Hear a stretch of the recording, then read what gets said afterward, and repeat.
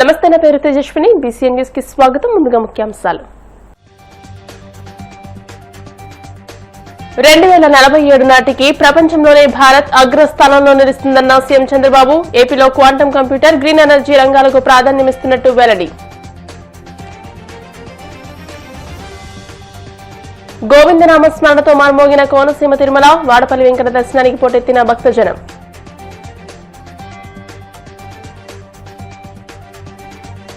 తిరుమల శ్రీవారిని దర్శించుకున్న RSS chief Mohan Bhagwat. ఆలయ మర్యాదలతో స్వాగతం పలికిన అధికారులు. మూడో టీ20లో శ్రీలంకపై 8 వికెట్ల తేడాతో గెలిచిన భారత మహిళల జట్టు 13.2 ఓవర్లలోనే లక్ష్యాన్ని ఛేదించి సిరీస్ ను కైవసం చేసుకున్న Bharat. Spider man, iron man వంటి కాల్పనిక పాత్రల కన్నా హనుమంతుడు, అర్జునుడు వంటి మన పురాణ పురుషులే గొప్పవారని పిల్లలకు చెప్పాల్సిన బాధ్యత మనపై ఉందని ముఖ్యమంత్రి చంద్రబాబు అన్నారు. అవతార్ సినిమా కంటే మన మహాభారతం, రామాయణం చాలా గొప్పవని పిల్లలకు చెప్పాలని పిలుపునిచ్చారు. 2047 నాటికి భారతదేశం ప్రపంచంలోనే నెంబర్ 1 స్థానంలో నిలుస్తుందని, సూపర్ పవర్ గా అవతరించడం ఖాయమని ఆయన ధీమా వ్యక్తం చేశారు.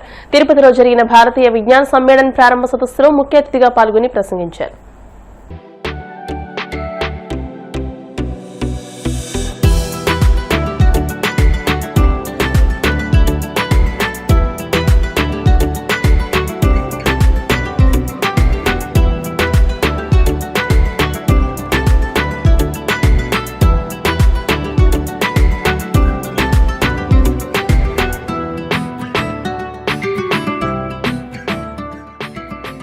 I am very happy to present here. All knowledge force in this country are here. And at the same time, I wanted to acknowledge the service of Mohanji Bhagawatji. Over several decades, he has worked across regions and responsibilities, making this organization strong through his experience and dedication, while remaining above political or constitutional positions. Since 2009, he has overseen the steady expansion of the RSS while preserving its disciplined, cadre-based structure and nationwide presence. Under his leadership, the RSS continues to strengthen volunteerism and expand grassroots service across the country.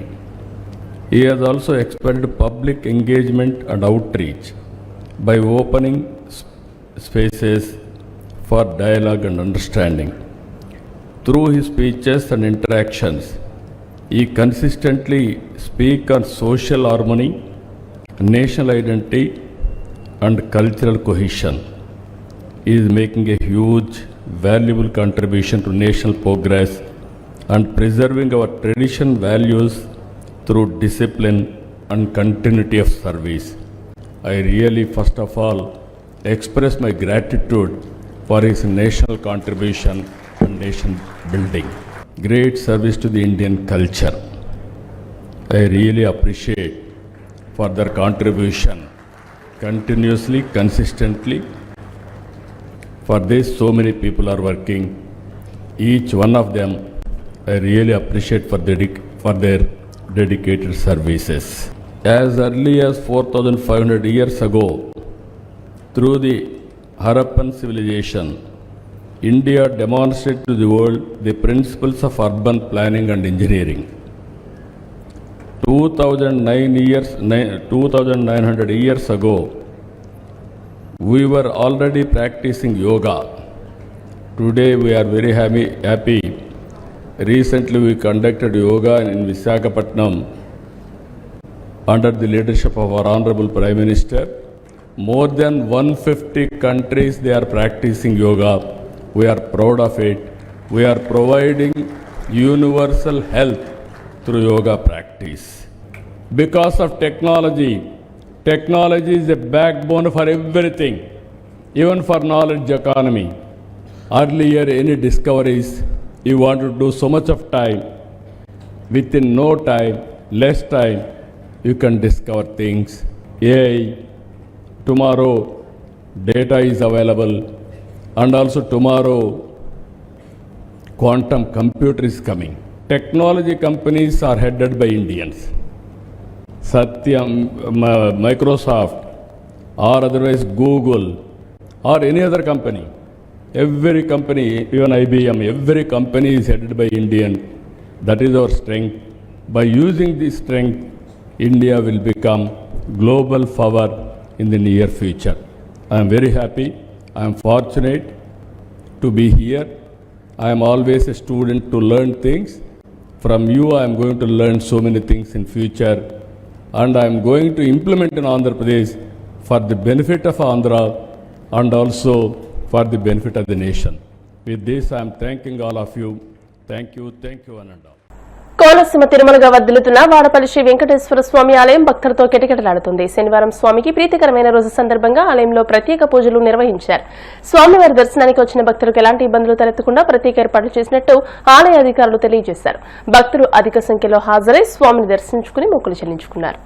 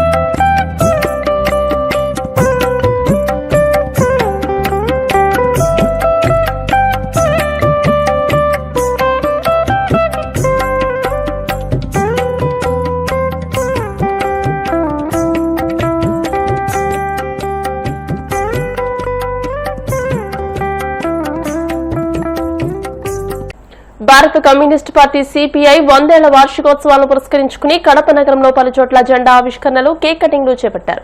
ఈ సందర్భంగా నాయకులు గుంటి వేణుగోపాల్, గాలి చంద్రులు మాట్లాడుతూ దేశంలో 100 ఏళ్ల చరిత్ర కలిగిన పార్టీలో కాంగ్రెస్, సిపిఐ మాత్రమేనని అన్నారు. సిపిఐ పేదల భూముల కోసం, భుక్తి విముక్తి కోసం పోరాటాలు చేసిందని అన్నారు. స్వాతంత్రానంతరం కూడా సిపిఐ కష్టజీవుల సమస్యల పరిష్కారం కోసం నిరంతరం ఉద్యమాలు చేసిందని పేర్కొన్నారు.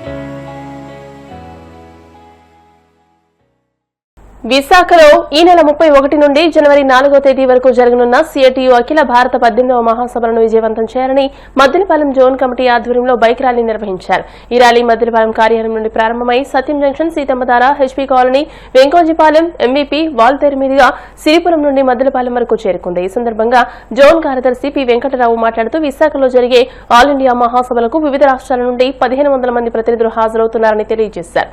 ఏయూ కన్వెన్షన్ హాల్లో జరిగే మహాసభల్లో ప్రభుత్వాలు అనుసరిస్తున్న కార్మిక వ్యతిరేక పోరాటాలపై చర్చించినట్టు తెలియజేశారు. నా పేరు వెంకట్రావు, సిఐటియు మద్దిలపాలెం జోన్ కార్యదర్శిని. ఈ నెల 31 నుంచి జనవరి 4 వరకు సిఐటి అఖిల భారత మహాసభలు విశాఖపట్నంలో మొట్టమొదటిసారిగా జరుగుతున్నాయి. ఈ మహాసభల సందర్భంగా ముందుగా మొత్తం ప్రచారం కావడానికి 27వ తారీఖు నుంచి 2 వరకు కూడా శ్రామిక ఉత్సవం జరుపుతున్నాం. 27వ తారీఖున సాయంత్రం 4 గంటలకు ప్రకాష్ రాజ్ సినీ యాక్టర్, అలాగే 7 రోజుల పాటు కూడా సినీ ప్రముఖులు, అనేక మంది ప్రముఖులతోటి ఈ శ్రామిక ఉత్సవం అనేది ఇక్కడ జరుగుతుంది. అలాగే సాయంత్రం 4 గంటలకి జనవరి 4వ తారీఖున బహిరంగ సభ జరుగుతుంది. దీని ప్రచార నిమిత్తం ఈరోజు ఈ అఖిల భారత మహాసభలు జయప్రదం కావాలని శ్రామికోత్సవం, అలాగే జనవరి 4 బహిరంగ సభ జయప్రదం కావాలని విశాఖ నగరంలో ఉండే ప్రజానీకానికి, కార్మికులకి తెలియజేయడానికి ఈరోజు ఈ ఆఫీస్ నుంచి మేము బైక్ ర్యాలీ ప్రారంభిస్తున్నాం.